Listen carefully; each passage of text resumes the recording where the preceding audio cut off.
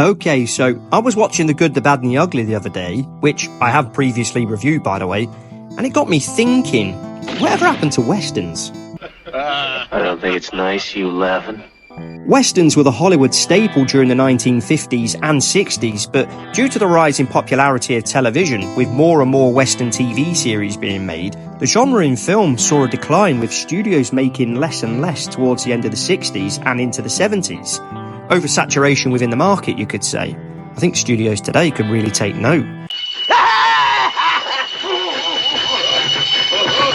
However, towards the late 60s, the spaghetti western started to become more popular around the world, showing the genre in a much more gritty, violent and cynical way, often with the main character as an anti-hero, as opposed to the American western being a more idealised, romanticised look at the American West.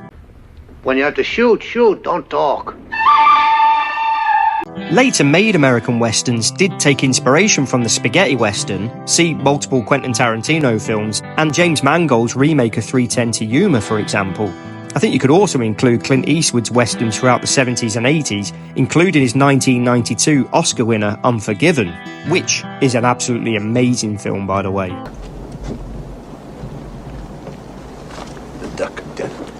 However, the western never really went away, but more morphed into subgenres before becoming more of a way to present and tell a story. How many times have you heard a filmmaker or critic refer to a specific movie with the tagline, "It's kind of like a western"? Some examples of this would be in the action genre. One key example from the 1980s is Die Hard.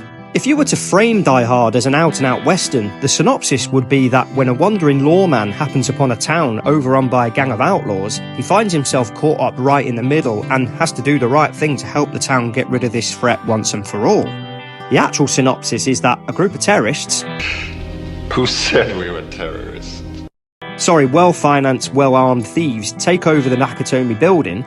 A policeman, John McClane, finds himself at the wrong place at the wrong time and has to do what he can to eradicate this threat.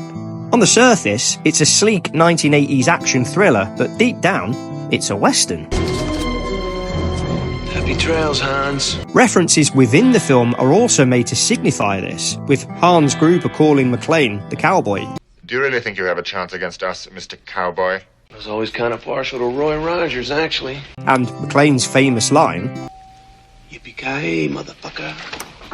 But this is just one of very many examples. There are some that are quite subtle, like with maybe Kill Bill Volume 2, and some more on the nose, like Logan. I recently watched a film on Netflix starring Liam Neeson called The Land of Saints and Sinners, set in Ireland in the 1970s during the Troubles. His character is a retired hitman who has now settled in a small picturesque town on the northwest coast of Ireland, but he has to come out of retirement when a group of IRA car bombers, who are on the run, go into hiding in the village. The whole film is framed just like a western, and it works brilliantly. If you haven't seen it, then I would recommend that you give this film a watch.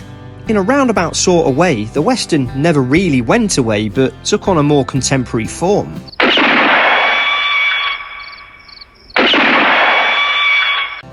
The series Westworld, based off Michael Crichton's book and subsequent film, also draws the western into a more contemporary setting, which is actually a lot more on the nose. Well, if it isn't the smoker. Quentin Tarantino's Once Upon a Time in Hollywood shows the making of such western TV series at their height of popularity, more as a love letter to the genre.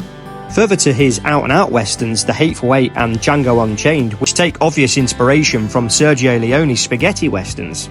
When I'm paid, I always see the job through. Westerns are still being made, albeit fewer and further between. The influence of the western is still as relevant today as it was 60 plus years ago, but instead of horses, Stetsons and revolvers, we get cars, baseball caps and automatic guns.